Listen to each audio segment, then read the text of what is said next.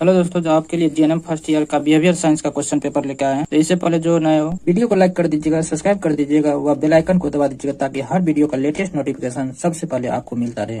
तो चलिए वीडियो को शुरू करते हैं। तो आपको देख रहा होगा कि क्वेश्चन पेपर बिहेवियर साइंस का जीएनएम फर्स्ट ईयर का है। इसमें फुल मार्क 75 नंबर का आपका लिखित एग्जाम होगा, जो 3 आवर का होता है, 3 घंटा का होता है। ठीक, इसमें पहला 1 नंबर का जो क्वेश्चन है, इसमें ए बी करके 2 क्वेश्चन पूछा गया है। जो पहला है 6 नंबर का पूछा गया है और दूसरा आपका 9 नंबर का पूछा गया है। ठीक, इसी तरह से आपका 2 नंबर में भी ए बी और सी करके 3 क्वेश्चन पूछा गया है।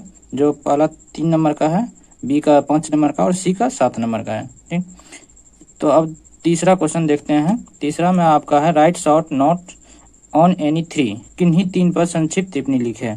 तो आपका देखिए 3 पे लिखना है और प्रत्येक पर 5 नंबर है, तो 5 दिया 15 नंबर हो गया। आपको ऑप्शन आपको 6 दिया है, जिसमें से इन्हीं 3 पे आपको लिखना है। तो पहला इसमें है डिफेंस मैकेनिज्म, रक्षात्मक प्रतिक्रिया।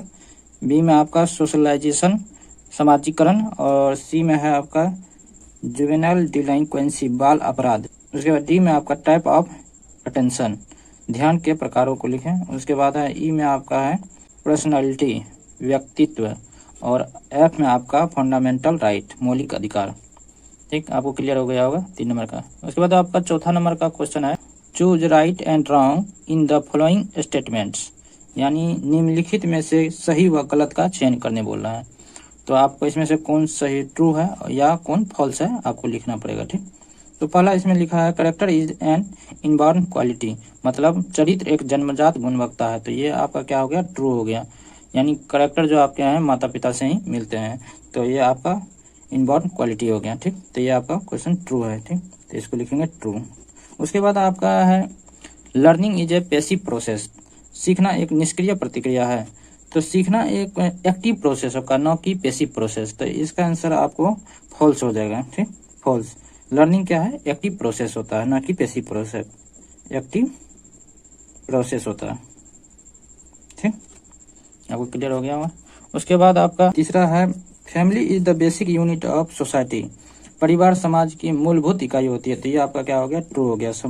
परिवार जो होता है, फैमिली क्या होता है, सोसाइटी का मूलभूत इकाई होता है, यूनिट होता है। ठीक, उसके बाद attention is the selective mental activity, ध्यान एक चयनात्मक मानसिक क्रियाविधि है। तो ये आपका क्या होगा, ट्रू हो गया। ये भी ट्रू है आपका। उसके बाद आपका है 5 में emotion is the strong feeling, भावना एक मजबूत एहसास है। तो ये भी आपका क्या हो गया, ट्रू हो गया। भावना एक मजबूत एहसास होता है, सही है।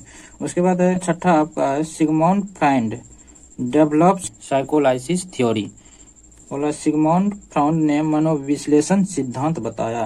तो ये आपका सही है, सिगमंड फ्राइड मनोविश्लेषण सिद्धांत को बताया था। 7वां आपका है attention is important to increase concentration, ध्यान एकाग्रता को बढ़ाने में सहायक होता है। तो ध्यान क्या है, आपकी एकाग्रता को बढ़ाता है, इसीलिए बोलता है कि आपको 5 मिनट ध्यान में बैठना चाहिए ताकि आपका क्या होगा, एकाग्रता बढ़े उसकी तरफ। तो ये आपका ट्रू है।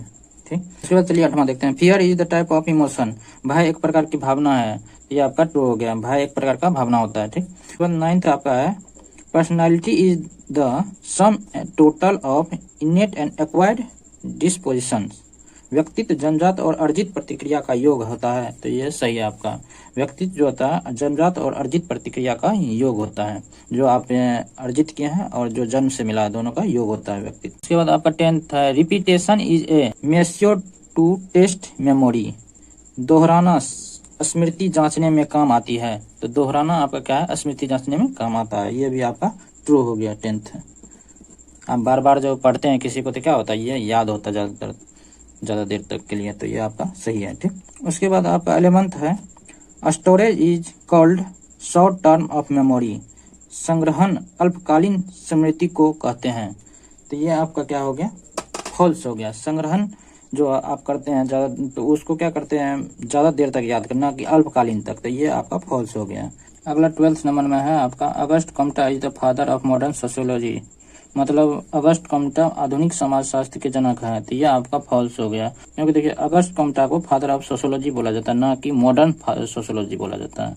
मॉडर्न सोशियोलॉजी के पिता है मैक्स वेबर, मैक्स वेबर को मॉडर्न सोशियोलॉजी के पिता बोला जाता है, ना कि अगस्ट कम्पटा को। तो यह आपका फॉल्स हो गया। ध्यान देना है, यहाँ मॉडर्न लिखा है ना कि सोशियोलॉजिस्ट।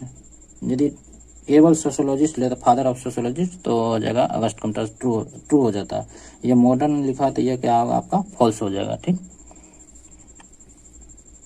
इसके बाद आपका 13वां है family is not a primary group, परिवार प्राथमिक समूह नहीं होता है, तो ये आपका फॉल्स हो जाएगा। परिवार अभी पढ़े हैं कि ये क्या होता है, यूनिट होता है, तो ये प्राथमिक समूह होता है, तो ये आपका फॉल्स हो गया।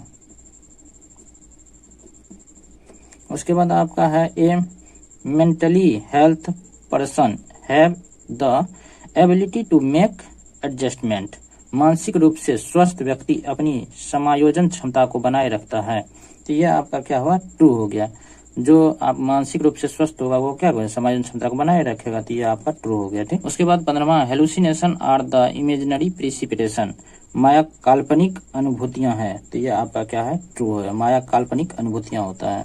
ठीक, उसके बाद अगला क्वेश्चन हम 6 नंबर का क्वेश्चन अगले पार्ट में आप लोग को डिस्कस करके बताएंगे। ठीक, यदि अभी तक वीडियो को लाइक सब्सक्राइब और शेयर नहीं किया हो तो please like comment and subscribe.